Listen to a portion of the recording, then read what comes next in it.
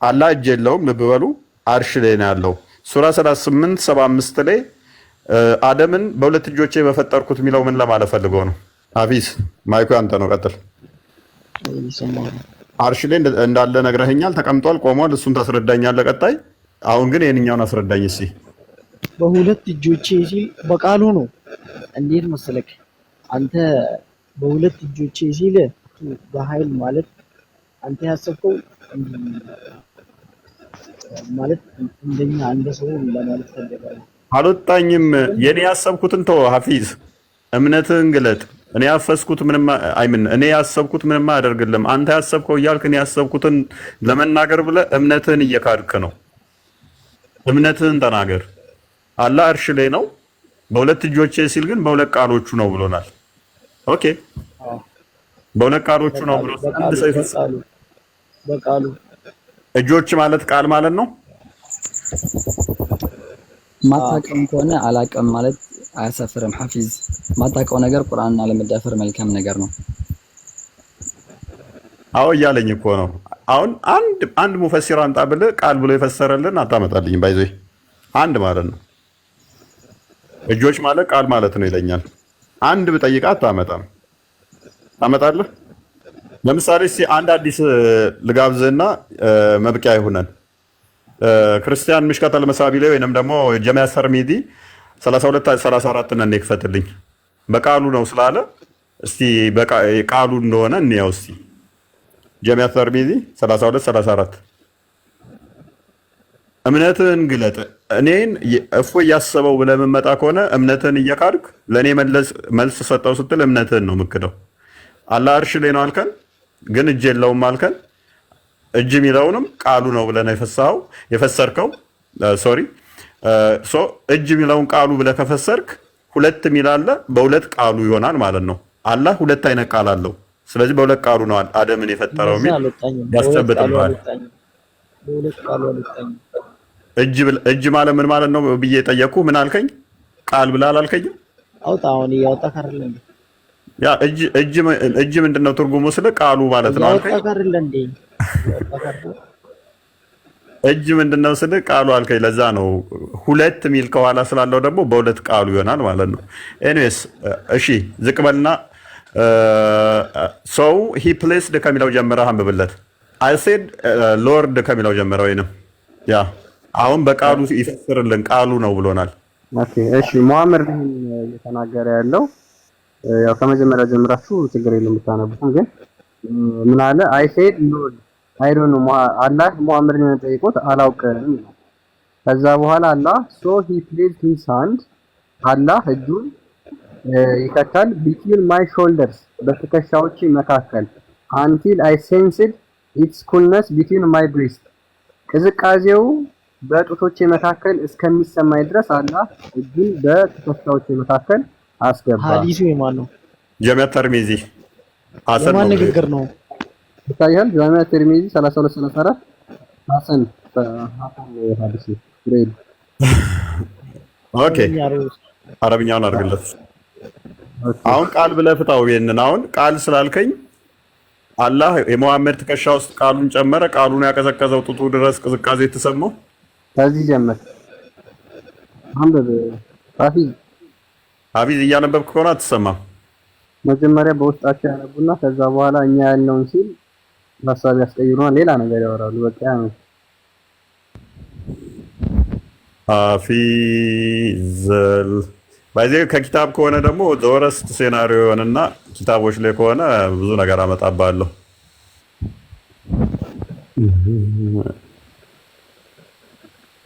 ኦኬ ባክ አድርግ። በቃ ወደ ቶፒካችን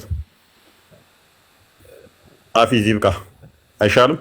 አንብብና ነው ጥያቄ ካለ ልቀበል ወይንም ሐፊዝ ጥያቄማ ዝም ብለህ ሰው ሰብስበህ እንትን ከምትል ሂድና የምትወያየው ከውይይት ሰዎች ጋር ቀርበህ ተወያይ። ለማንኛውም ለእናንተ ደግሞ ለናብዱ ደግሞ በሰው ቤት መታችሁ ሐፊዝ የእናንተዎቹ እኮ ዋሃብያዎቹ ሁሉም እኮ ቤቱን ዘግቶ ከማጨብጨብ ውጪ እንደማይወያዩ እኮ አየናቸው ለዘመናት። ማያውቅን ሰው ከበው ከማውራት ውጪ ደጋግሜ ጠራሁላቸው እኮ ጥራቸው። ኤኒ ታይም እኔ ሬዲ ነኝ ከነሱ ጋር ለመወያየት። ኤኒዌይስ አንተ እኮ ነው የማያውቅ በቃ አንተ ማያውቁ ምናምን ያልካቸውን ያውቃሉ ያልካቸውን ጥራቸው።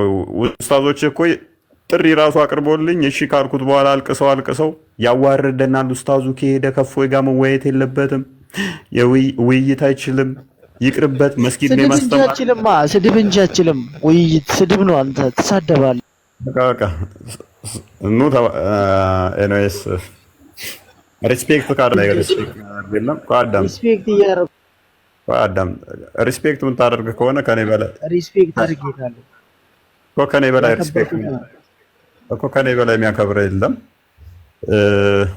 እጨማለቃለሁ የኔ አምላክን እየተሳደብክ የኛን ነብይ አትንካ ምትል ከሆነ አንተን ነብይ ደግሞ ብዙ ቆሻሻ መጻፍቶች አሏችሁ። እነኛን መጻፍቶች መጥቀስ ነው የሚጠበቅብኝ። መሳደብ ሳይሆን መጻፍቶቹን መጥቀስ ነው የሚጠበቅብኝ። የኛ ሃይማኖት እኮ መሳደብ አይፈቅድም። የማንንም ሃይማኖት እኮ አልሳደበም። እሱ ፕሮፓጋንዳ ነው። ፕሮፓጋንዳውን እዛው ለኪስ ያዘው በቃ ኪስ ያዘውና አፊዝ አሁን ጭቅጭቅ እናድርገው። ለዛሬ በቃም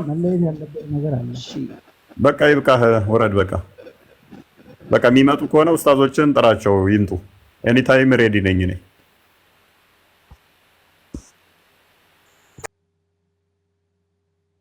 በነገራችን ላይ ውይይቱን የማይቀበሉት ያንተን ብቻ ሳይሆን አህባሾችም ሲልኩላቸው የውይይት ጥያቄ ሲያቀርቡላቸው አይመጡ። በጣም ነው የሚፈሩት። ቤታቸውን ዘግተው ማጨብጨብ ነው የሚፈልጉት። ብዙ ጊዜ እምቢ ብለዋል። ጥያቄ ተደርጎ አንመጣም ብለዋል። እውነት ነው። መልካም እሺ፣ ነስሩ እንኳን ደህና መጣ። እንኳን ደህና ቆያችሁ። መልካም ከእርድ ጋር በተያያዘ ወደዛኛው ቶፒክ እንመለስ። የመጀመሪያ ቶፒካችን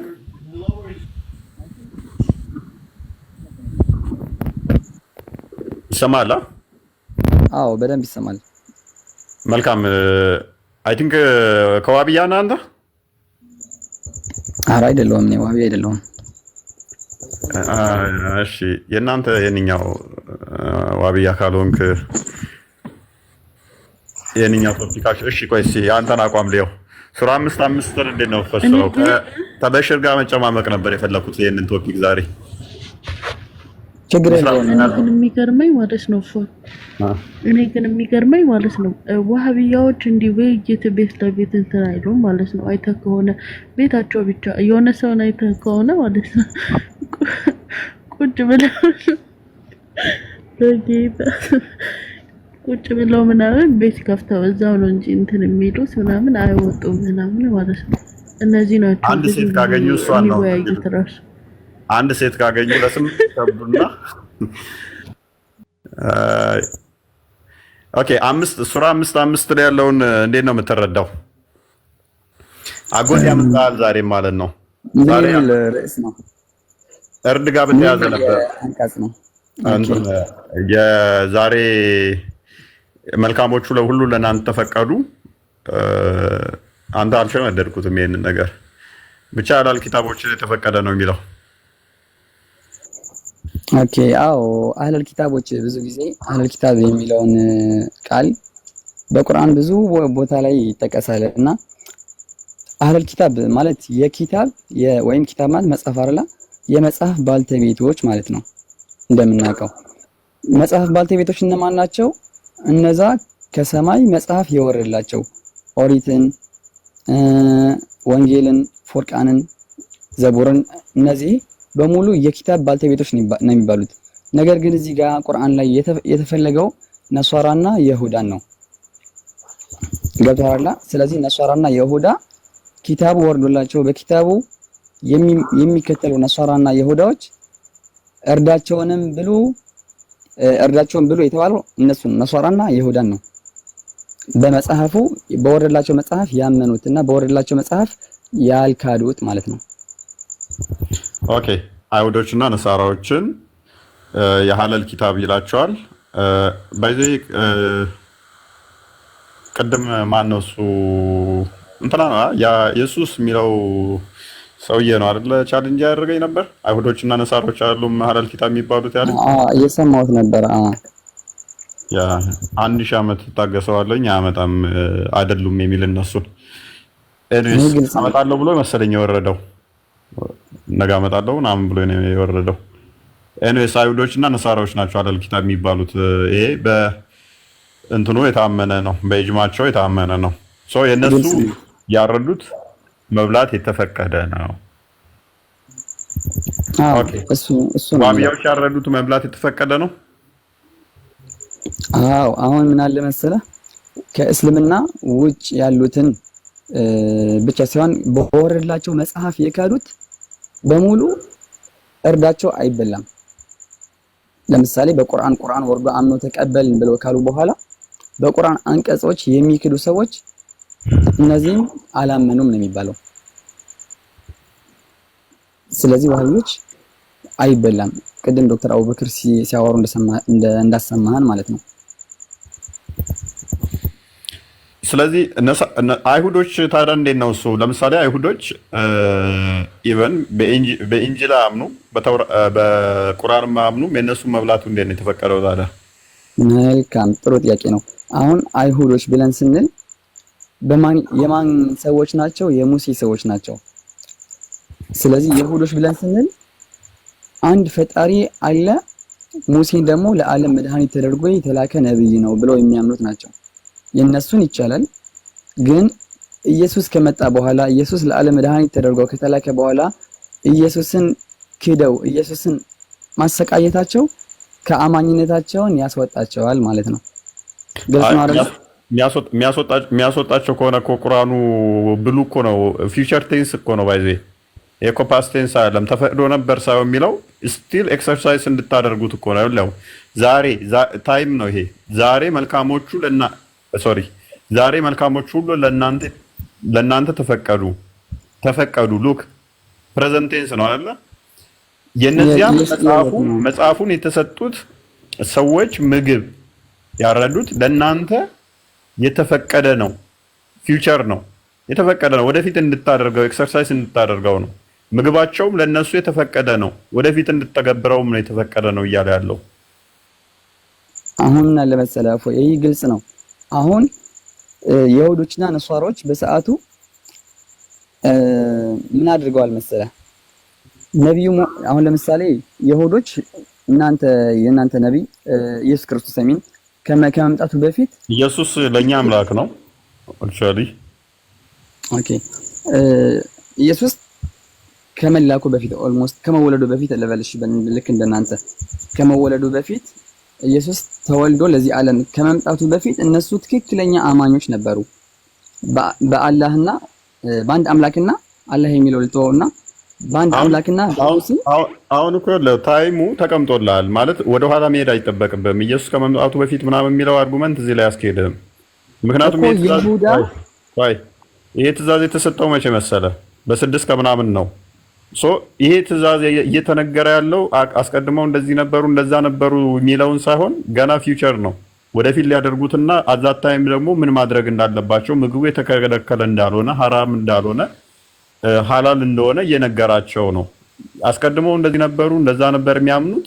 በዚህኛው የቁርአን ክፍል አዋጭ አይደለም። አክቹአሊ እኔ ያዋጣኛል ብለህ ለምን ማለት ወደዛ እየገባ እንደሆነ ፖይንቱን አላገኘሁትም። ቆይሽ አንዴ እኔ ልጨርስና ማለት ነው። ከዛ በኋላ እኔ ማስተላለፍ የምፈልገውን ልንገር። ለምሳሌ ይሁዳና ነሷራ መቼ ጊዜ ሲያምኑ እንደነበረና ከመቼ ጊዜ በኋላ እንደከፈሩ እኔ ልንገርህና ከዛ በኋላ ይሄኛውን የቁርአን አንቀጽ ለወደፊት ነው ወይስ አሁን ላይ ነው የሚለው ነገር ደግሞ እናየዋለን። አሁን እያየሁት ያለሁት ለወደፊትም ብሉ የሚል ነገር የለውም። ነገር ግን ነሷራ የሚያስብላቸው እነዚህ በቁርአን ላይ አህለል ኪታቦች እኮ የሚከፍሩበት ቁርአን ላይ አለ ማስረጃ። ሌላ ቦታ ላይ እንደሚከፍሩ የሚናገርበት ቁርአን ላይ ማስረጃ አለ። ካፊር ናቸው የሚለን ያለ አውቃለሁኝ። ሱራ 9:31 አካባቢ ማለት ብዙ ቦታ ልሰጥ እችላለሁ። ልክ ነህ ፈጣሪ ባክ። ስለዚህ ማለት የፈለኩት እኔ ምንድነው ነሷራዎች ከመክፈራቸው በፊት ነው ይሁዳም ከመክፈራቸው በፊት ነው የሚበላው። ይሄንን ነገር ተከፈሩማ ኦልሞስት ነሷራ ከሚለው እንትን አይልም አይልማ እኮ አንተ ደግሞ ለወደፊት ብሉ የሚል ነገር እኮ የለውም። ይሄ ግልጽ ግን ይሄንን አንተ ስለንጀዝ ተፈቀደ ነው ማለት ምን ማለት ነው? ቆይ ተፈቅዶ ነበር ነው የሚለው ወይንስ ለእናንተ የተፈቀደ ነው የሚለው? እኮ ቁርአን ሲወርድ ተፈቀደላችሁ ተባሉ አይደለ? ከዛ በኋላ ደግሞ የሚከፍሩ ሰዎች የካፊርን ስጋ እንደማይበላ ደግሞ እኔ ቁርአን ላይ ደግሞ አለ ማስረጃ አለኝ። እሱ ሌላ ዲሌማ ነው የሚሆነው ወይንም ደግሞ ኤክሰፕሽን የክርስቲያኖች ተፈቅዷል ነሳራዎቹና የአይሁዶቹ ኤክሰፕሽን ተፈቅዷል ብለህ ታስቀምጠዋለህ እንጂ በጊዜው የነበሩ አይሁዳውያኖችም ክርስቲያኖችም ወይንም ነሳራዎች ብላችሁ የምትሏቸው አይደለም። አንድ ነገር እዚህ መረዳት ያለብን አብዱ ቆይ አንዴ ከናስር ጋር እንጨርስና ምግቡ ተፈቅዶላችኋል ነው የሚለው። ምግቡም ለነሱ የተፈቀደ ነው። ገና ፊውቸር ነው እንጂ ተፈቅዶ ነበር የሚል አይደለም። ፓስት ቴንስ አይደለም፣ የተፈቀደ ነው። ለወደፊትም የፈለገ ቢከፍሩ ብሉ የሚያስል አያስይዘንም። ስለዚህ አሁን ለምሳሌ ቁርአን ላይ ምን አለ መሰለህ እኮ አስቀድሞውኑ እኮ አስቀመጠልህ። ምን ብሎ አስቀመጠልህ መሰለህ? የመጽሐፉ ሰዎች ብሎ አስቀመጠልህ። ማናቸው? እነሱ ደግሞ የተስማማ ነው ነሳራዎችና አይሁዶች ናቸው። እነኚህ ነሳራዎችና አይሁዶች ደግሞ ተቀመጠልህ ተነጥለው የነኚህን ሰዎች አይሁዶችን ለምሳሌ ኤግዛምፕል ስናነሳ አይሁዶችን መብላት ይቻላል። አይሁዶቹ አስቀድመውኑ ምን አልነበሩም። ኢቭን እንደናንተ ኢሳ ብለህ በምታምነው በኢሳ ያምኑ። በቃ ኢሳ ነብይ ከመሐመድ 600 500 ምናምን ጋፕ አለን ብሏል። እሱም አለ ጋፕ የነበረውንም አያምኑም፣ መሐመድንም አያምኑም። ሁለቱንም ነብይ ነው ብለው አያምኑም። አንተ የምታምነው የእነሱም ምግባቸው ተፈቅዶልሃል ነው እያለ ያለው እንጂ አይ ከማመናቸው በፊት ከማመናቸው በኋላ የሚል የለውም። በዚህ ዓመት አመኑ በዚህ ዓመት ካዱ ደግሞ የሚል ባይዞ አንዲት መረጃ አታመጣም። እኔ ቁርአን ላይ ከገባ ደግሞ እኔ ብዙ እንትኖች ላመጣብህ ስለምችል ማለት ነው። በዚህ ዓመት አመኑ በዚህ ዓመት ካዱ የሚል አንድ ጥቅስ ልታመጣ ስለማትችል አንተ ማለት ነው። ማለት ዓመት የምትጠቅስ እየመሰለኝ ነው አባባልህ፣ እንደዛ ነገር ይመስላል። ግን መረጃ ለማስቀመጥ የሚያስከፍራቸውን ነገር ለምሳሌ አሁን በነሱ መጽሐፍ ላይ በእናንተ መጽሐፍ ላይ እያለውን ለምን ትክዳላችሁ ምናምን የሚለው አያቶች አሉ። እኔ ያመጣልሃለሁ። አሁን እኔ እንድትረዳ የፈለኩት ነገር ምን አለ መሰለው እፎይ፣ ቁርአን ላይ እንደዚህ ግልጽ የሆነ ነገር ነው። ይሄ እኮ ግልጽ ነው። የይሁዳና የነሷራ ስጋ መብላት ይቻላል ተባለ አይደለ? ይቻላል። እሺ ነሷራ ማለት ማን ነው? ይሁዳ ማለት ማን ነው? ያልከፈሩት መሆኑን ይሄ ግልጽ ነው። ያልከፈሩ ናቸው። ስለዚህ የከፈሩ ሚል የለውም እኮ ነው። እኔ ደግሞ አቋሜ አልከፈሩ የከፈሩ ሚል የለውም። ስለዚህ አንተ አይደለም ቁርአን ጀጅ የምታደርገው የቁርአን ዑለማዎች ናቸው ጀጅ የሚያደርጉት ይሄንን። ስለዚህ ነሷራዎች እነማን ናቸው የሚለው ነገር በደንብ አድርገህ ሰርች አድርግ። ከመቼ ጀምሮ ያሉትን ነው የሚለውን ነገር ማለት ነው። ክርስቲያኖችና አይሁዶች የሚለውን ሜቢ ክርስቲያን ምን የምታቀርበዋለህ? ይቀጥል። አይ ለምሳሌ አሁን ይሄ የቁርአን አንቀጽ ሲሆን በሙሐመድ ጊዜ ወይም በ700 ዘመን ነው አይደል? ያን ጊዜ የነበሩት አይሁዶች በኢሳ ያምኑ ነበር። በሰዓቱ በምን በአይሁዶቹ ሳይሆን በአይሁዶቹም አይደለም። አይሁዶች የመጽሐፍ ሰዎች የሚባሉት አይሁዶች ክርስቲያኖች ስለሆኑ ማለት ነው።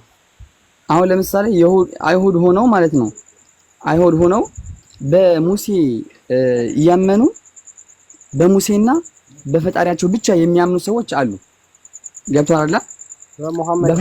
በሙሴ የሚያምኑ ሰዎች እነዚህ ይሁዶች ናቸው። ምንም ነገር ነብይን ሳያስዋሹ ማለት ነው። ማንኛውም ነብይን ሳያስዋሹ አሁን ለምሳሌ አሁን በዚህ ሰዓት እንዳሉት አንድ አብ አለ ብለው ያምናሉ። አብ ፈጣሪ ነው። በቃ የመጨረሻው ፈጣሪ አብ ነው። አሁን የአሁን ጊዜ ነሷራዎች ነስሩ ወይ አብ አለ አንድ ፈጣሪ አብ ብለህ ካመንክ እኮ በቃ ተቀለልከው እኮ በቃ በስላሴ ያምናሉ ማለት ነው እንዴ። አሁን ለምሳሌ አንድ አብ ፈጣሪ ነው ካልን ከዛ በኋላ ወልድ ደግሞ መድኃኔ ዓለም ነው ወይም ለዓለም ስማ ነስሩ የተላከ ነው ብለህ ካልክ አብ ፈጣሪ ነው ስትል በቃ ተቀለልክ። በቃ እኛ በስላሴ የምናምነው አብ ፈጣሪ ነው ብለን ነው አለቀ።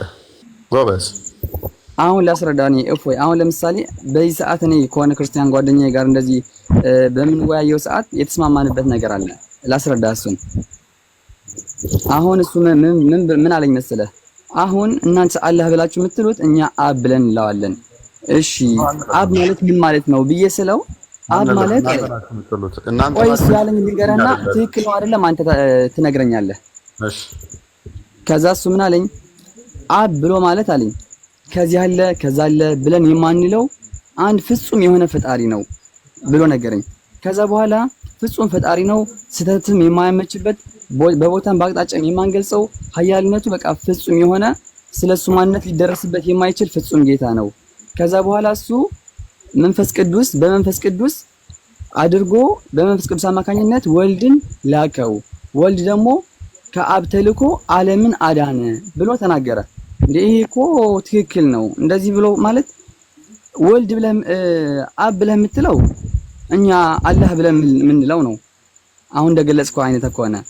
ከዛ መንፈስ ቅዱስ ብለን የምትለው ደግሞ እኛ ጅብሪል ወይም ገብርኤል ነው። መንፈስ ቅዱስ ሆኖ በመንፈስ ከአብ መልእክት ወደ ወልድ የሚያደርስ ከሆነ እሱ በእኛ ጅብሪል ነው። ወልድ ደግሞ ለዓለም መድኃኒት የተላከ ከሆነ እሱ ደግሞ ነብይ ነው። እኛም እንደዚህ ነው የምናምነው አልኩት። በቃ እኛ እንደዚህ ነው ስላሴ ብለን የምናምነው። ሶስቱም አንድ ነው ስራቸው፣ በሶስቱም አማካኝነት ነው ይሄ ዓለም ነፃ ያወጣ ብሎ አለኝ። ይሄ ትክክል ነው አይደለም? ስህተት ነው። ኦኬ፣ በዚህ ነበር የተስማማ ነው። እኛም ልክ እንደዚህ የምናምነው ማንኛውም አንድ ፈጣሪ አለ። ከዛ በኋላ ገብርኤል ደግሞ ከፈጣሪ ለእናንተም ስህተት አለው፣ ለእኛም ስህተት ነው። አይ ለኛ ኦልሞስት ነስሩ ስቶሪ በሾርት ልንገርና የኛ አረዳድ ምን መሰለህ፣ ወደዚህ ስለገባህ ባጭሩ ልሰብስብልህ። እሺ አብ ብለው ያምናሉ ካልከኝ አብ ማለት ነው። ሎክ አብ ብለው ያምናሉ ካልከኝ አባት ማለት ነው። በደንብ አስተውልና ዳምጥ። ደግመህ እንዳትጠይቀኝ ይሄን ጥያቄ። አብ ማለት አባት ማለት ነው፣ ፋዘር ማለት ነው። አባት የሚባለው ደግሞ ኦልዌይስ ልጅ ሲኖር ነው። ልጅ በሌለበት አባት ተብሎ ሊጠራ ስለማይችል ማለት ነው። ስለዚህ አብ ብለው ያምናሉ ካልከኝ ልጅ አለ ማለት ነው። በልጅም ያምናሉ፣ ልጅ እንዳለው ያምናሉ ማለት ነው።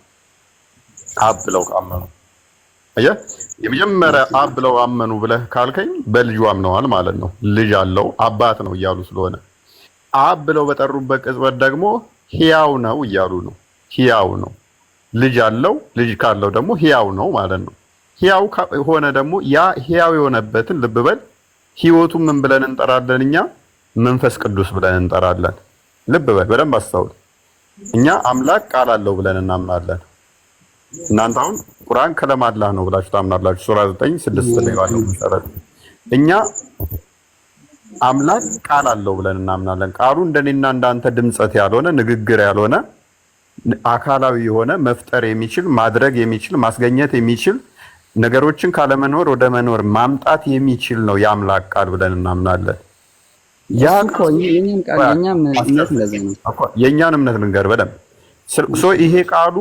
ይሄን ቃሉ ምን ብለን እንጠራለን? ልጅ ብለን እንጠራለን። ቃሉ ምን ብለን እንጠራለን? ልጅ። ቃሉን ነው ልጅ።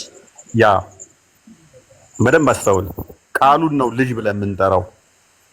አባት ስንል አባት ቃል አለው እያልን ነው። ቃሉ ደግሞ ልጅ ነው እያልን ነው። ልጁ በመጨረሻው ዘመን ላይ በስጋ ተገልጦ ኢየሱስ ተባለ እንላለን። እሱ ሌላ ቶፒክ ስለሆነ በመጀመሪያ ግን በደንብ አስተውል። ቃል ልብ በል፣ ቃል የአብ የባህሪ ቃሉ ነው። ለራሱ ቃሉ ነው። ለአብ ምኑ ነው? ቃሉ ነው። የባህሪ ቃሉ ነው። ቃል አብ ደግሞ ምንድነው? እሱ ልብ በል፣ ሕያው ነው፣ ሙት አይደለም። ወይንም ደግሞ የሆነ ግዑዝ አይደለም። አምላካችን ስባት ሕይወት ያለው ነው ብለን እናምናለን።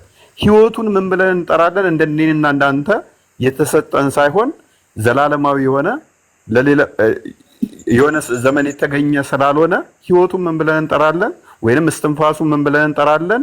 መንፈስ ቅዱስ ብለን እንጠራለን። ስለዚህ እኛ እግዚአብሔር በአካል ሶስት ስንል ቃሉን፣ ሕይወቱን እንደገና ደግሞ መገኛውን አብ ብለን እንጠራለን። ስለዚህ አብ መገኛ ወይንም ምንጭ ሶርስ ብለን አባት ብለን እንጠራለን። አባት ያለ ቃል የኖረበት ዘመን የለም። ልብ በል፣ አብ ያለ ቃል የኖረበት ዘመን አለ ካልን የሆነ ሰዓት ላይ አምላካችሁ ዲዳ ነበር፣ ቋንቋ የሆነ ቃል ያልነበረው ነበር የሚል ያስይዛል። ቆይ አንዴ። የኛ አምላክ ምንድነው? ዲዳ አይደለም፣ ቃል አለው። ቃሉ ደግሞ የሆነ ዘመን ላይ ጀመረ አይደለም። የሆነ ዘመን ተጀመረ ፍጡር ከሆነ ቃሉን ከመፍጠሩ በፊት አምላካችሁ ቃል አልባ ነበር ያመጣል። ስለዚህ አምላካችን ምንድነው? ቃል አለው። ቃሉን ልጅ ብለን እንጠራለን። ሕያው ነው። ሕያው የሆነበትን የባህሪ ሕይወቱን ደግሞ መንፈስ ቅዱስ ለአብ የባህሪ ህይወቱ ነው። መንፈስ ቅዱስ ለወልድ የባህሪ ህይወቱ ነው። በዚህም መሰረት ምን እንላለን? መንፈስ ቅዱስን ሕያው የሆነበትን ህይወቱን ሕያው የሆነበትን መንፈስ ቅዱስ ብለን እንጠራለን። ስለዚህ እኛ አንድም ሶስትም ስንል ይሄንን ነው። አንድ መለኮት ነው ያለው። አንድ መለኮት፣ አንድ አገዛዝ፣ አንድ ስልጣን፣ አንድ ፈጣሪ ያስገኘን ስንል አንድ ስንል በራሱ የሚቆጠር አይደለም። አምላክ ምቆጥረው አይደለም፣ ቁጥር አይደለም። እኔ እናንተ ተቆጥረን ሁለት እጅ ያለን፣ ሁለት እግር ያለን፣ ሁለት አይን ያለን ስለሆን አንድ ተብለን በስምምነት በኢጅማ አንድ እንባል ተብለናል። አምላክ ግን የኛ መንፈስ ነው ብለን ነው የምናምነው። ይህም ንፋስን እንኳን መቁጠር አይቻልም፣ እንደው አየርን እንኳን መቁጠር አይቻልም።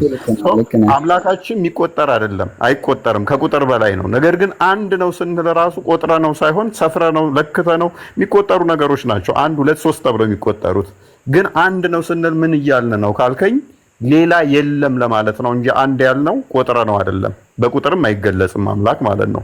ሶስት ነው ስንል ደግሞ እንዳልኩ ቃሉን መንፈሱንና መገኛውን እያልን ነው። እናንተ ጋር ስትመጣ ለምሳሌ ሱራ 9:6 ላይ ቁርአን ከለም አላህ ነው ይላል። ከለም ደግሞ ያላ ቃል ነው። ያላ ቃል ደግሞ ፍጡር አይደለም ብላችሁ ታምናላችሁ። ወረቀቱንና ጽሁፉን ደግሞ ፍጡር ነው ትላላችሁ።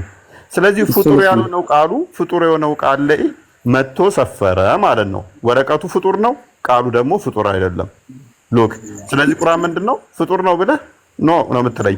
ምክንያቱም ወረቀቱ ፍጡር ነው ቃሉ ደግሞ እንትን ነው። አሁን ለምሳሌ ለፍዙል ሙነዘል ይባላል። አሁን እዚህ ጋር ልክ እንደናንተ ነው እኮ አሁንና ለምሳሌ ፈጣሪ ቃሉ ዘላለማዊ ልክ እንደናንተ ለመኖሩ ጅማሪ መጨረሻ መጀመሪያም የለውም። ነገር ግን አሁን ቁርአን ሲለኝ የኛ ልጨርስልና ትሄድበታለህ። በቃ የኛ ልጨርስልና ስለዚህ ስላሴን ስንረዳ ስላሴ ኮንሰፕታችን ይሄ ነው እኛ። ከዛ በኋላ ግን ኢየሱስ ጋር ስትመጣ ምንድነው እሱ ነቢያት ሲላኩ ይቆዩና አምላክ ማንም አላየውም፣ በፍጹም ሊታይም አይቻልም፣ ወደፊትም አይታይም። ነገር ግን ቃሉን ልብ በል ቃሉ ልክ እናንተ ቁርአን በቃሉ ያላ ቃል ከለም አላህ ወረቀት ላይ እንደሰፈረው የኛ ግን ምን እናምናለን?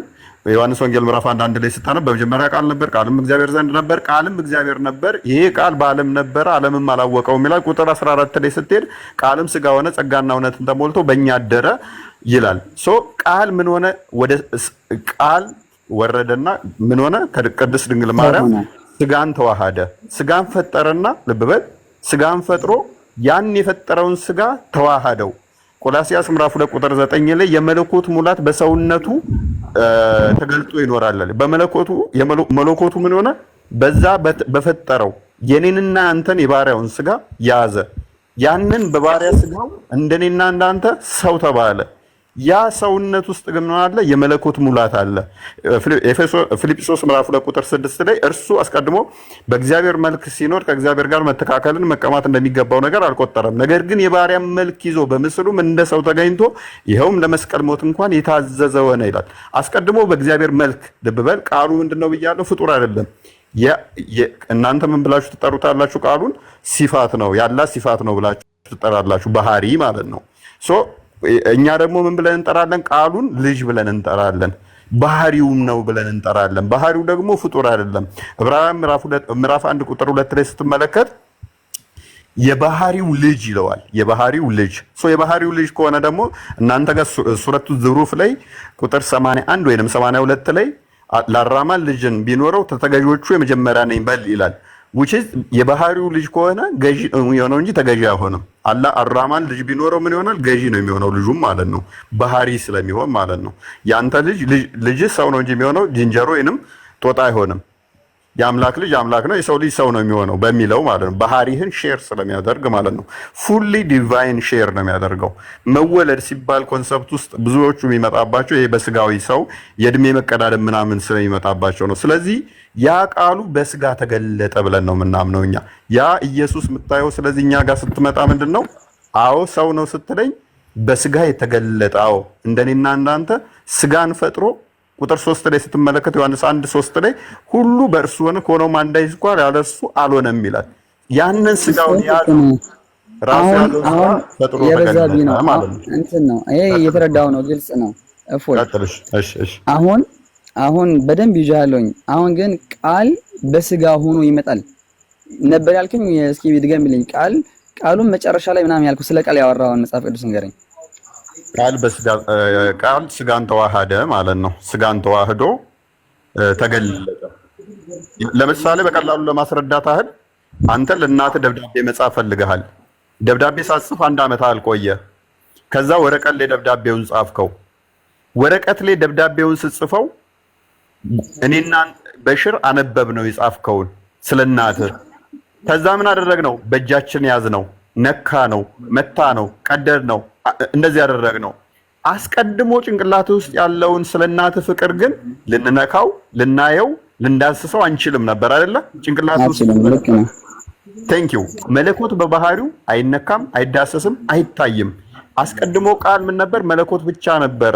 ነገር ግን በሚታይ ስጋ፣ ልብ በል፣ በሚታይ ስጋ ተገለጠ።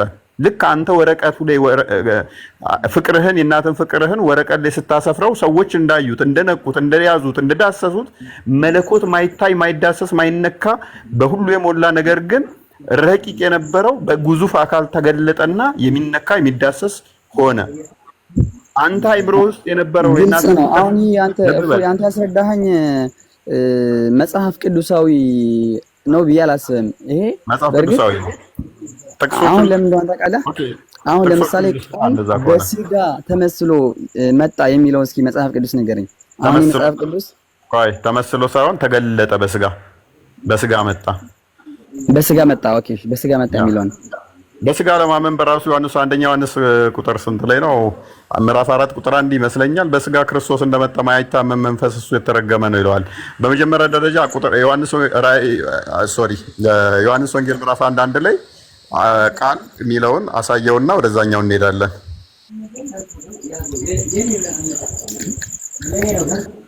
በመጀመሪያ ቃል ነበረ፣ ቃልም እግዚአብሔር ዘንድ ነበረ፣ ቃልም እግዚአብሔር ነበረ። ይሄኛውን አይቻለሁ። ይሄን አይቻለሁ። መልካም። ይሄንን ካያውን ስለ ክርስቶስ ነው የሚያወራው። በስጋ እንደመጣ ክርስቶስ ደግሞ አሳያለሁ። ቁጥር 3 ላይ ክርስቶስ በስጋ እንደመጣማ እኛም እናምናለን እኮ። ስለዚህ ቃል በስጋ ይመጣ የሚለውን አሁን ለምሳሌ ክርስቶስ በስጋ እንደመጣማ ሁላችንም እናምናለን እንዴ እኮ። ታመንክ በስጋ እንደሚመጣ እንዴት ነው የምታምነው? እናያለን።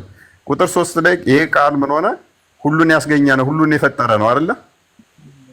ቁጥር 3 ሁሉ እኮ የፈጣሪ ቃል ሁሉን በእርሱ ሆነ፣ ከሆነውም አንዳች እንኳን ያለ እርሱ አልሆነም። ይሄ ትክክል ነው። ይሄ ፈጣሪ ሁሉን በፈጣሪ ሆነ፣ ሁሉም ወይም በቃሉ ሆነ፣ ከሆነውም አንዳች እንኳን ያለ እሱ ፍቃድ አይሆንም። ትክክል። መልካም። ስለዚህ ሁሉ በቃሉ ሆኗል አይደለ? ቃል ደግሞ የት ነው ያለው? ልጅ አሁን እኔ የምፈልገው ቃሉ ወደ ሰው ተቀየረ ወይም ቃሉ ሰው ሆነ ወይም ቃሉ የሚለውን ተቀየረ የሚል ቃላቱን እንዳትጠቀም። ተቀየረ መዋሃድና መቀየር ልዩነት ስላላቸው ማለት። መልካም። ሎክ ይሄ ቃል ሁሉን ያስገኘ ሁሉን የፈጠረ መሆኑ ገብተዋል። አሁን ተስማምተናል እዚህ ድረስ። ይሄ ቃል ተስማምተናል፣ እስካሁን ተስማምተናል። ኦኬ፣ ቁጥር 10 ላይ አድርግልኝ። ቁጥር ፈጠን እንድናደርገው ነው። ይሄ ቃል ደግሞ በዓለም ነበረ። ዓለሙም አላወቀውም። ኦኬ። ስለዚህ ይሄ በዓለም ያለው ዓለሙ ያላወቀው ወደ ዓለሙ መጥቶ ወደ ገዛ ወገኖቹ መጥቷል። ቁጥር 12 እና 13 በዓለም እስኪ ቆይ አንዴ በዓለም ነበረ፣ ዓለሙም እርሱ ሆነ። በዓለም ነበረ ማለት የፈጣሪ ቃል ነው ወይስ ፈጣሪ ነው? ቃሉ ነው። ቃሉ ራሱ ፈጣሪ ነው። እሺ መልካም። አንድ ጊዜ በዓለም ነበረ። አንድ ጊዜ ተመለስን ወደነበረበት መዝሙረ ዳዊት ምዕራፍ 139 ቁጥር 7 ወይንም 6 ላይ በሁሉ የሞላ ስለሆነ ማለት ነው። ስለዚህ በሁሉ የሞላው ይሄ በዓለም ነበረ። በዓለም የነበረው ደግሞ ወዴት መጣ? ወደ ገዛ ወገኖቹ መጣ። ክርስቶስ አስቀድሞ የመጣው ወደ እስራኤል ነው የመጣው ወደ ገዛ ወገኖቹ። አንዴ እንደገና ድገምልኝ ነበረ። እሺ እንደገና ድገምልኝ። በዓለም ነበረ፣ ዓለሙም እርሱ ሆነ፣ ዓለሙም አላወቀውም። ትክክል። ከዛ ይሄ ወደ እርሱ ወደ ሆኑት ደግሞ መጣ። ማቃል ማለት ነው። በዓለም ነበረ ከተባለ በኢትዮጵያም በኬንያም በሁሉም ነው አይደለም የሚሆነው። አሁን ይሄ እያወራ ያለ ስለ ቃል ሳይሆን ስለ ኢየሱስ ነው እኮ። ቃል ማለት ነው እኮ ቃል ኢየሱስ መሆኑን ነው ማስረጃ እንፈልጋለን እኮ። ኢየሱስ ማለት ስጋው ቃል ነው። ስጋን ከተዋሃደ በኋላ የተሰጠው ስም ነው። ከኋላ እያየን የነበረው ስለማን ነበረ? ቃል ነው። ስለ ቃል ነው። ስም አይደለም ያነበብከው። አሁን ይህ ስለ ኢየሱስ ነው። አይ ነስር ኢየሱስ ተብሎ የተባለው በኋላ ሲወለድ ነው። ስጋው ቃል ስጋን ከተዋሃደ በኋላ ቃል የተሰጠው ስም ነው እንጂ አሁን እያነበብን ያለነው ሜቢ ክፍሉን አላነበብከው እንደሆነ ነው እንጂ ኢየሱስ ሚል ከኋላ የለው። ስለ ቃል ነው እያወራን ያለነው። ገና ስጋ ገና መች ተዋሃደና ነው ኢየሱስ ሚለውን ያመጣው። አሁን ይሄ እስኪ አንተ ትንሽ ከፍ አድርግና አሁን ይሄ ምን ነበር ያልከኝ? ርዕሱ ንገረኝ እስኪ። እኔ መጽሐፍ ቅዱስ ላይ ልግባ። የምኑ ርዕስ? የመጽሐፍ ቅዱስ ርዕስ ኦኬ፣ ዮሐንስ ወንጌል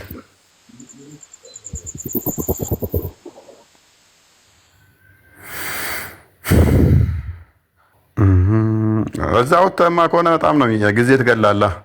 እና እኔ ኮንሰፕቱን ልንገርና ታነበዋለህ ቀስ ብለህ ወይንም ነገ ትመጣና አንብበው እናወራለን። ይሻላል? እሺ ይቻላል። በቃ ራፊሊ ልንገርና ስለዚህ የኛን አረዳ አሁን ኦፎ አንተ የተናገርከውን ሙሉ በሙሉ ይዤሃለሁኝ። አሁን የምፈልገው ኢየሱስ ቃል ኢየሱስ ራሱ እንደሆነ ነው ማስረጃ የምፈልገው እኔ። መልካም።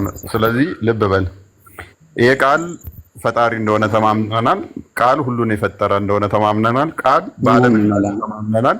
ይሄ ቃል ደግሞ በዓለም የነበረው የመጣው ግን ወደ ተመረጡ ወደ ገዛ ወገኖቹ ነው እንጂ ወደ እስራኤላውያን ወደ ልጆቹ ወደዛ ነው የመጡት። ወደዛ መጣና ግን ለተቀበሉት ነው ልጅነት የሚያገኙት። ቁጥር 14 ላይ አድርገው ቃልም ስጋን ሆነ አለ። ቃል ምን ሆነ ይለናል? ስጋ ሆነ። ስጋ ሆነ ብሎ ግን አልቆመም። ምን ሆነ ይለናል? ጸጋና እውነት ተሞልቶ በእኛ አደረ። አንድ ልጅም ከአባቱ ዘንድ እንዳለ ክብሩን የሆነው ክብሩን አየን አለ። ቃል ምን ሆነ? አሁን ስጋ ሆነ። ጸጋና እውነትም ተሞልቶ በእኛ አደረ። አንድ ልጅ ከአባቱ ዘንድ ልብ በል፣ አንድ ልጅ ከአባቱ ዘንድ እንዳለ ክብሩን ክብር የሆነውን ክብሩን አየን። ይሄ ቃል የተባለው ስጋ ሆነ ተብሎ የተነገረለት ስጋን ተዋህዶ የተገለጠው ማን ነው? ቁጥር 18 ላይ ከአብ ዘንድ አብን ማንም እንዳላየው ልጁ እንደሆነ ይነግረናል። አንድ ከአባቱ ያለውን ክብሩን አየን ይለናል አይደለ?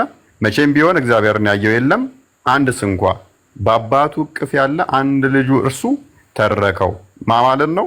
ያ ቃል ስጋን የተዋሃደው ማለት ነው። ይሄ ደግሞ ማን ነው የሚለውን ሉቃስ ወንጌል ምዕራፍ 1 ላይ ቁጥር 26 ጀምሮ ለእመቤታችን ገብርኤል ያበሰራት ኖ ድንግል ትወልዳለች ወንድ ልጅም ትወልዳለች ተብሎ የተነገረለት፣ በትንቢት ደግሞ ትንቢተ ኢሳይያስ ምዕራፍ 9 ላይ ቁጥር 6 ላይ ኖ ድንግል ትጸንሳለች። ረስቼዋለሁ ጥቅሱን አልያዝኩትም ይመስለኛል። ሜቢ ክፈትልኝ። ኖ ድንግል ትጸንሳለች ወንድ ልጅም ትወልዳለች ስሙንም አማኑኤል ብለው ይጠሩታል። አይ ቲንክ እንደዛ ነገር ነው ሰምቻለሁ። ያ ምንድነው እሱ? ሕፃን ተወልዶልናል ወንድ ልጅም ተሰጥቶናል፣ አለቅነት በራሱ ኦኬ በጫንቃው ላይ ነው። እርሱም ድንቅ መካር፣ ኃያል አምላክ፣ የዘላለም አባት፣ የሰላም አለቃ ተብሎ ይጠራል። ቴንክ ዩ። ልብ በል፣ ትንቢት አስቀድሞ ተናግሮለታል። ምን ሚል? ስለዚህ ጌታ ራሱ ምልክት ይሰጣችኋል፣ እነሆ ድንግል ትጸንሳለች ወንድ ልጅም ትወልዳለች፣ ስሙን አማኑኤል ብላ ትጠራዋለች። የኛውን አልነበረም የፈለኩት። አሁን ይህ ቃልን ትወልዳለች የሚለውን ለምሳሌ የኛውን ነው የፈለኩት እኔ። ሕፃን ተወልዶልናል ወንድ ልጅም ተሰጥቶናል፣ አለቅነት በጫንቃው ላይ ይሆናል፣ ስሙ ድንቅ መካር፣ ኃያል አምላክ፣ የዘላለም አባት፣ የሰላም አለቃ ተብሎ ይጠራል። የሚወለደው ማን ተብሎ ነው የሚጠራው? አምላክ። ስለዚህ እዛ ጋር ደግሞ ባሳየው ላይ ቃል ምን ሆነ? ጸጋና እውነት ተሞልቶ በስጋ እንደሚገለጥ ይነገረን አይደለ?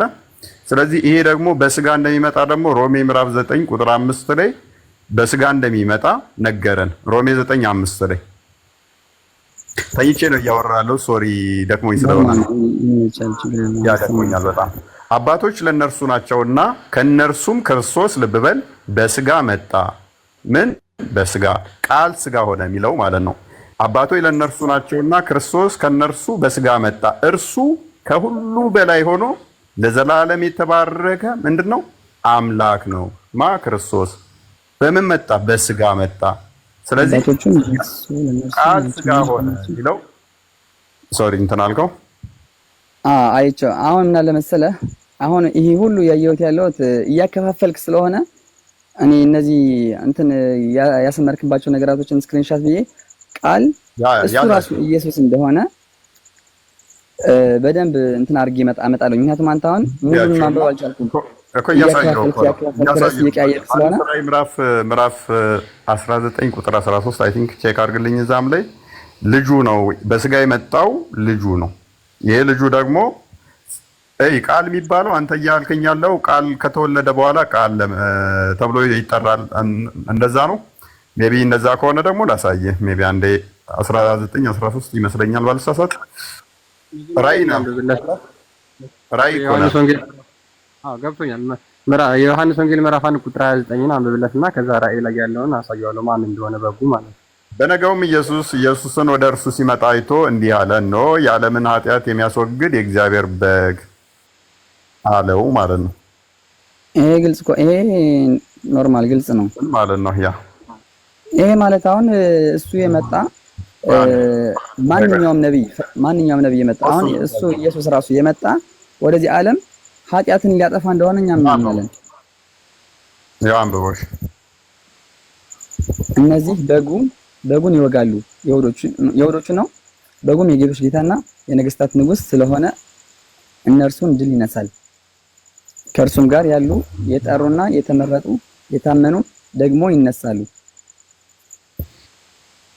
ይሄ ታዲያ ምንድነው? ይሄ ግልጽ ነው። ቆይሽ የኛውን በጉ ተብሎ የተጠራውን እሱን ለማሳየት ነው እንትን ያለው። ስሙ ማን ነው የሚለውን በደም የተረጨው ማን እንደሆነ 19:13ን ክፈትለትና ቃል የሚለውን እሱን ለማየት ነው የፈለገው። 19:13 አንብቦ በደምም የተጨረቀ ልብስ ተጎናጽፏል። አይደለም ታኔ በላይ በደምም የተረጨ ልብስ ተጎናጽፏል። ስሙም እግዚአብሔር ቃል ተብሏል። በደም የተረጨው ማን ነው? በደም የተረጨው ኢየሱስ ነው። እዚህ ጋር ስሙ ማን ነው? እሱ የእግዚአብሔር ቃል ተብሏል። ቁጥር 1 ላይ ቅድም ዮሐንስ ወንጌል ምዕራፍ 1 ላይ ምን ብለን አንብበን ነበረ? እሱ ቃል ነበረ። ያ ቃል ደግሞ ምን ነበረ? አሁን ምን አለ መሰለህ፣ ይሄ ግልጽ ነው። አሁን አንተ እያስረዳኸኝ ያለውን ፖይንት ይጃቸዋለሁኝ። አሁን ሙሉ በሙሉ ከላይ ጀምሬ እስከታች አንብቤ ኢየሱስ ራሱ ቃል መሆኑን መረዳት አለብኝ። ግልጽ ነው። አሁን ያሳየኝ ያለው እየቆራረጥክ ስለሆነ ያ አንብባቸውና ሙሉን አንብባቸው። ችግር የለውም። በቃ ቤስ አሪፍ ነው። አንብባቸውና እንትን በል። እሺ ይቅርታ። ጥሩ የሚሆነው ግን በውስጥ በደንብ ብትወያዩ መልካም ነው ላለው። እሺ ችግር የለውም። ጥያቄዎች ካሉ በውስጥም እንትን በልልኝ። ደክሞኛል። እኔም ማማዬ የምትይዋለሽ ቃልዮት ያሰማልን። እናመሰግናለን። አሪፍ እንትን ነውና በአንዴ አይደለም ወንድማችን፣ ደግሞ ቀስ በቀስ እየመጣም ደግሞ ወይም ደግሞ ፎይም በውስጥ ማውራት ትችላለህ። ፎሎ አድርገን ቀስ በቀስ ስላሴ ምንድነው ነገረ ክርስቶስን እያደር ስትጠይቅ በአንድ የሚከናወን ነገር ሳይሆን እያደር ስትጠይቅ እያደር ስትማር ነው በጥቅሉ የሚገባክና ጸባይ ያለክ በርታ ወንድማችን። ያው እፎይ ካልዘጋም እንትን ማለት ትችላለህ፣ ግን እፎይ ስለደከመኝ እያለም ስለሆነ ችግር የለውም። ሌላ ጊዜ ስለመጣ ኖርማል ነው፣ እናወራለን። በዚህ በደንብ እናወራለን። ግን የስላሴ ኮንሰፕት እንዴት ነው እሱ ስናገር እንዴት ነው የተረዳኸው? ዛሬ የሆነ ከባድ ይመስላል። አይ ታውቃለህ፣ ይሄ አሁን በሽር አንዴ በሽር ዛሬ አመለጥክ። እኔ እናንተ ዛሬ መጨቃጨቅ ነበረብን። እፎይ ግን እኔ እንደሰማው ካሁን በፊት እንደነገርኩህ ነው እኔ ተረድቻቸው የነበረ እና ብዙ ክርስቲያኖች ደግሞ ሳወራቸው እንደዚህ አንተ እንዳወራኸው አላወሩኝም እስካሁን። ለየት ያለ ነገር ነው እና ይሄ ነገር እኔ ስነግርህ ይከብዳል። በእርግጥ ይሄ ነገር ይሄ በአንዴ እንትን ከባድ ነው ለመቀበል። ምክንያቱም መጽሐፍ ቅዱስ ላይ ራሱ ቃል በቃል ስላልመጣ እያቀያየርክ አሁን ለምሳሌ እኔ እንደ ሙስሊም ሆኜ ስረዳው አሁን አንተ ያመጣህልኝን ሐሳቦች ራስህ አያይዘህ የተናገርከው ነው የሚመስለው። ገብቶሃል አይደል?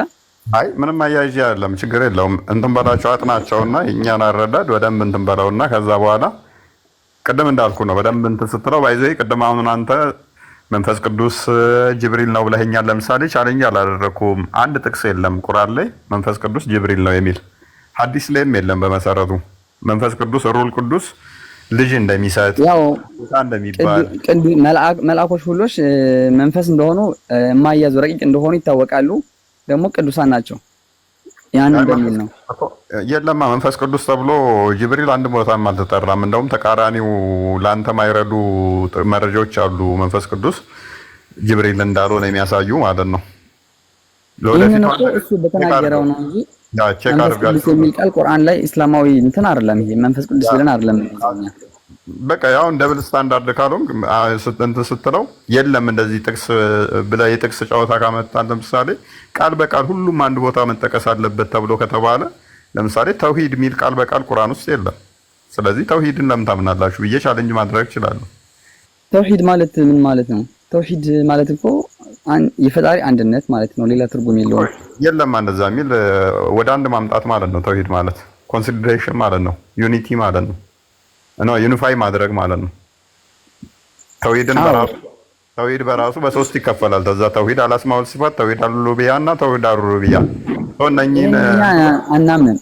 ይሄ የሙሐመድ ብን አብዱል ወሃብ መርህ ነው። በነገራችን ላይ ተውሂድ ብሎ የምንለው እኛ አሁን እኛ ቁርአን ላይ ያንን የለም ያንን እኛ ሪጀክት ነው የምናደርገው። በነገራችን ላይ የሙሐመድ አብዱል ወሃብን የምትከተሉ መስሎኝ ነው። ሶሪ ነገር ያለን በቃ አሁን እኮ ደከመኝ። እኔ አሁን ጭንቅላቴ ላይ ወጣ እየረሳው ነው። እፎይ ከመውጣት በፊት ይቅርታ። ኦኬ እሺ። አንድ አባት በፊት በእስልምና ውስጥ ያለው ማቃቸው አባት አሉና ምናልባት ካልወጡ ጋብዣቸው ነበር ዛሬ እንዲመጡ እዚህ ቅድም እየጠበቁ ነበረ እና እስቲ ይገባሉ እስቲ እዛው ጠብቁ ብያቸው ነበር። ምናልባት ካሉ ብትጋብዝልኝ እላለሁ። ምናልባት ቀጠሮ ከያዝኩልሽ ነው። ዛሬ በጣም ደክሞኛል። አሁን እርቦኛል። አይ አንድ 5 ደቂቃ ምናምን ተቻልክ። እራት አልበላሁም። እሺ ጻፉና ለነገ ሜቢ አንድ የመጨረሻ እፎይ አንተ እኔ ማስተላለፍ የምፈልገው መልእክት አለኝ። የመጨረሻ የመዝጊያ እንዲሆን አሁን አጋጣሚ ከታች ኮሜንቶች ሳነብ አላህ እንደዚህ ወጣት ፂም የሌለው ምናምን ብሎ የሚያነቡት ሰዎች ብዙ ሰዎች እንደዚህ አንተ አሁን ስትናገር የዋሃቢዮችን ሊሆን ይችላል አንዳንድ ቁርአን ጋር የሚጋጩ ቃላትን ስታወራ ሙስሊሞች እንዲህ ይላሉ ብለህ ባታወራ። ምክንያቱም ከታች ያሉ የሚያዳምጡን ኦዲየንሶች ይሁን ፎሎወሮች የሚገለጹት ቃላቶች በጣም ያስጠላል ለመስማት። ስለዚህ አሁን እኛ ጭራሽ ከቁርአን የሌለ ነገር ሙስሊሞች እንደዚህ ናቸው ብለን እንባትል ነስሩ ችግሩን ነገር ሰው የሚያውቀው ሙስሊሞች ሁሉ አንድ ነን በሚለው ነው የሚያውቁት። እነኛ ሙስሊሞች ሁሉ አንድ ነን ብለው ስለሚያምኑ መጽሐፍቶቹን ነው ዝም ብለን የምንጠቅሳቸው ሙስሊም ሁሉ አንድ ነው ብለው ስለሚመጡ ማለት ነው። ስለዚህ አሁን ጎልቶ ከወጣና ልዩነታችሁ ሜቢ እነኛ መጽሐፍቶች እኛን አይወክሉም ካላችሁ ሜቢ ያኔ የዋቢያዎች ብለን ለይተን እነኛን እናገራለን። ይሄ ግልጽ ነው እኮ ይሄ ግልጽ ነው። እዚህ ጋር ብቻ አይደለም በዓለም አቀፍ ላይ ማለት ይችላል። አሁን ለምሳሌ የካቶሊክን ወይም የእናንተን ለምሳሌ የፕሮቴስታንቶችን እንደዚህ ማርያምን እንደዚህ ብለዋታል ክርስቲያኖች ብለን ማስተላለፍ አንችልም አይደል? ያ አሁን ችግሩ ምንድነው? እንትን እኮ እንዳልኩ ነው። እንደዚህ ግልጽ የሆነውን አብዛኞቹ አሁን አልታወቀም። ያ ነገር አስቸጋሪ ሆኖብን ነው። ሜቢ ወደፊት እስቲ እንሞክራለን እንደዛ ለማድረግ። አሁን ላይ እየሞከርን ነው የመለየት እንትኑን። ችግሩ አሁን ስትጠይቃቸው ደስተኛ ሆኑም ገስትም ላይ ገብተው የትኛው ነው አቂዳህ አንተ ትቀበላለህ? ሙስሊም አንድ ነው ስለዚህ አትቅጠፍ ይሉሃል ማለት ነው። ያ ነገር ደግሞ አስቸጋሪ ያደርገዋል። ስለዚህ የምናመጣው መጽሐፍ ሙስሊም አንድ ነው ካሉን ኦኬ እነ መጽሐፍ አንተንም ይመለከታል በቃ እንጠቅሰዋለን። ያ ማስማም ምክንያቱም እኛ ያ ነገር አሁን እኛ እዚህ ጋር ለዴቪትም ሊሆን ይችላል አንዳንድ እውቀቶችን ለመሸመት ስንገባ ከታች የሚወነጨፉብን ስድቦችና እንደዚህ አላህ እኮ እንዲህ ነው ብለው እያሉ ኮሜንቶችን እንድናነብ የሚያደርገን አንተን ላንሰማ ሁላ እንችላለን። ኮሜንቶችን ትከፍቷል ገብቷል። ይገባኛል። ብዙ እንትኖች አሉ፣ ግን እነኛ የምናርመው ምንድነው እሱ ልዩነት እንዳላችሁ ገና ኦዲየንሱ አያውቀውም እያልኩ ነው። ኦዲየንሱ አቂዳችሁ የተለያየ እንደሆነ እናንተ ምንድነው የምታምኑት? እነኛ ምንድነው የምታምኑት? እናንተ በአካል አላህ አለው ብላችሁ ታምናላችሁ? አታምኑም? የኛ ክርስቲያኖቹን ተዋቸው። ክርስቲያኖቹ አያውቁትም፣ ሙስሊሞቹ ራሱ አያውቁትም። ሙስሊሞቹ ጋር ራሱ አሁን ቲክቶክ ላይ አብዛኛው ጋር ዝም ብሎ ማጫፈር ነው እንጂ ኦዲየንስ እንደዚህ ተሰር ያለው አብዛኛው በቃ ሙስሊም ሁሉ አንድ ነው የሚል መፈክር ነው እንጂ የሚያውቁት ነገር የለም። ኢቭን የሆነ ሰዓት ካስታወሳችሁ ጠፋ ማን ነበረ ሺያው እኔ ጋር የሚመጣው አጎት ያስታወስከው ሺያ የነበረው ልጅ ኦኬ አላስታወስኩትም ነው። ሊመጡ ይችላሉ። ያው እኛ እንደዚህ ስናገኛቸው ከነሱ ጋር በደንብ ዴቪት እናደርጋለን። ግን ያው የገብተው ራሱ ግራ ይገባቸዋል። ምንድነው ሺያ ገና እንዴ የሚል አለ። እንግዲህ ሺያዎች በደንብ ትልቅ ሴክት ነው። አሁን ከሱኒ ቀጥሎ ግን በጣም ዓለም አቀፍ ያን ከመጣብህ የሱኒ ውስጥ ክፍፍልን ደግሞ እንዴ ሊያውቁት ማያውቁት በጣም ብዙ አሉ ማለት ነው። ይሉኛል እኮ ይኸው ድራማ ከፍላቸው ነው እንደዚህ አላህን እንደዚህ ብሎ አካል የለውም ብሎ ማምና ሙስሊም የለም። ስለዚህ እነኚህ ከፍላቸው ነው ሙስሊሞች አይደሉም ይሉኛል እኮ ሰውጣ ስንት ከፍላቸው ነው ለነከለ ይሉኛል ማለት ነው። አረ ለኔ ራሱ አሽቃባጭና የሱ የፉ አሽቃባጭና ስንት ይሉኛል። ብዙ የሚያገናኘን የለም ግን እንደዛ ብሎ ራሱ ካንተ ጎን ሆንኩና ላንተ እንትን እንደምን አድርገው ነው የሚያስቡተኝ እንትን ስላልኩኝ ብቻ ማለት ነው። ፊት ለፊት ራሱ እንደዛ የሚሉኛል እዚህ ከተማ ላይ ራሱ ያ እንትን እኮ ነው ያኔ አመስግኛለሁ። እኔ ደግሞ ስቀብጥ አባቢሾችን ብዬ አመስግኛለሁኝ። ሆነ ለመናገር አካባቢዬም ላይ ነበሩ እነሱ አንተ የምትጠቅሰው መጽሐፍ እኛን አይመለከተንም የሚሉኛል። መንገድ ላይ ጠብቁኝና ያህልና ሰላም ብለው ዋላ አይምሩህም ካገኙ እኛንም አይምሩን መስኪን ላይ አንተ የምትጠቅሰው መረጃዎች በሙሉ መጽሐፉ ላይ ያለ ግን እኛን አይመለከትም የዋብያዎች ነው ይሉኛል። እና ያው በደንብ እስካልጠራ ድረስ ያው አስቸጋሪ ነው። በተረፈ ናስሩ እናመሰግናለን። ለዛሬ አይበቃም? ያው በቂ ነው። ሌላ ጊዜ እንመጣለን። ችግር የለውም። እሺ በቃ በል ሰሞኑን ነገም እንደዚህ አለን። በሽር አመለጥ ካል ዛሬ ደምር ዛሬ አንተ ጋር ተጨቃጨቀ ነው። ዝም በል አውቀህ ነው ዳር ትናንትና እንደዛ በጣም ስለተፈራኝ ነው። ከምር በሽርን ፖይንት ፈራዋለህ ነው ዛሬ ከሱ ጋር እንትን እላለሁ ብዬ ማን ጣልቃ ገባብኝና ልናወራ ገና ስንጀምር ጣልቃ ገባብኝ። ያኛው መጣና ደግሞ በማያቅ ሰው አስገብተህ አለኝ ማለት ነው። እኔ በሽርን ማን ነው ማያቅለው? ይሄ በሽር የሚባለው ነው አለኝ። ከዛ የዛን ጊዜ አዳንኩ እኮ ያን ጊዜ እንደውም ሊጨምቅህ ሲል አሳዘነኸኝ ትላለህ። እንዴት በኔ ቦታ ሆነ አወራልኛ እና ታዲያ እንዴት ዋብያ ያረደውን መብላት አይቻልም ይላል። ይሄን መሀይም አስገብተህ ማያቅ ምናምን ሲል ልክ ልኩን አረ ነገረው ነበር ነገርከው። አንዳንዴ መነገርኩ እኮ ስለምትፈራ ይለኔ ታግዘኛለህ። አየህ አይ እንትን ነው ለምን አንተን አስቤ ሳይሆን ሰዎች አግሬሲቭ ሆነው ሲመጡ ቤት ላይ ያናድዱኛል። በመጀመሪያ መረጃ ይዘው መምጣት፣ ሁለተኛ ደግሞ ድራማ ምናምን የሚለው ነገር አንተን ብቻ አይደለም እየተናገረ ያለው እኔን እየተናገረ ነው። ማያቅ ሰው አስገብተህ ሲል አንተን ማታቅ እያለ ብቻ ሳይሆን እኔን የሚያውቁትን አላስገባ ብዬ የሚያውቀውን እያስገባው እንዳደርገው እያወራ ስለሆነ ኦኬ አንተ ታውቃለህ ማለት ነው አውራኝ የሚለውን የግዴታ እንትን ቻሌንጅ ማድረግ ስላለብኝ ነው። ኑህ አይ ቲንክ ቁጥር የጻፈው አልመሰለኝም ያለው አልመሰለኝም። ማን ሚል ስም ነው? አይ ስላልነገርካቸው ስላላልኳቸው ነው። ዝም ለነገ ምናምን እየጠበቁ ነበር። አይ ዶንት ኖ አሁን ይውጡ አይውጡ አንድ ቁጥር ጻፉ ሲባሉ ይጽፋሉ ብያቸው ነበረ። አይ በቃ ነገ በያቸው በቃ ነገ ወይንም አሁን በውስጥ አናግሪኝና ዛሬ በጣም እውነት ለመናገር በጣም ደክሞኛል አሁን። እሺ አይ እንትን ነው እሳቸውም በቃ ከጸሎት በኋላ ትንሽ አርፋለሁ ሲሉ ትንሽ እንትን ብለው ያርፋሉ ብያቸው ነበር እንትን ያልኳቸው። ካልወጡ አባ እንግዲህ አወራውታለሁ። በቃ አብሽር በቃ ፎይ። እሺ መልካም በርቺ። መልካም ምሽት። አሜን። በሽር መተኛ ትችላለህ። በሽርማ ሚስራ ሳትወጣ አይወጣትም። በሽርማ እኔ የሆነ ነገር ቆይ ምን አስበህ ነው? ምንድነው ይስራልሽ? ስራ ጋር በጣም ወንድማችን አይ እኔ እንትን የሆነ ነገር ተጋርዶብኝ ነበር። አሁንም ዛሬ ቀጠለኋት እኮ። አይ መህር የምትሰጠው ታውቃለህ፣ እፉኝስ ዱቄት ነው ታውቃለህ። ብዙ ነው አያስፈልግም። እኛ ጋርማ መህር ሻዳ ነው የምሰጣት እና ነው የምሰጣት ማለት በዛ ነው ያልኩት። እኛ ሚስሩንማ እንደዚህ በቃል እንዴት ትቀልዳለህ እንዴ? ጭራሽ ኮመንት ምን እንዳሉ ይባየ ጭራሽ እንገላሃለን በሶነት መጣብ ምናምን እያሉኝ እኮ ነው። ጭራሽ ብዙ አፍቃሪ አላት መሰለኝ። ቆንጆ ናት እንዴ? ያን ያህል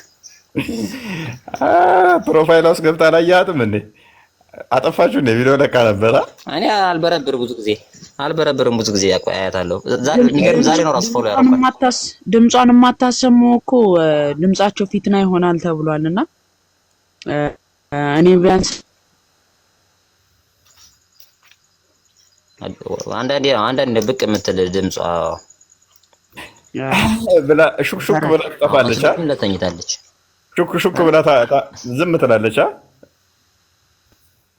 አዎ ደግሞ ነገር እኮ ታዝንልኛለች። አንቺ እኮ የምትበላ በጣም ነው በቃ አጎቴ ምናምን ብላ ትንሽ ንቀለ ድግፍ አድርጋ ልብ ትላለች። አጎቴ እንዳይገሉ አርፈህ ተቀመጥ ትላለህ።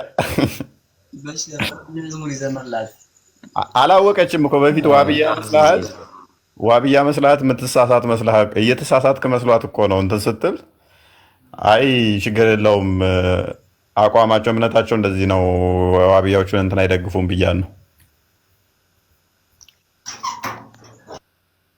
እና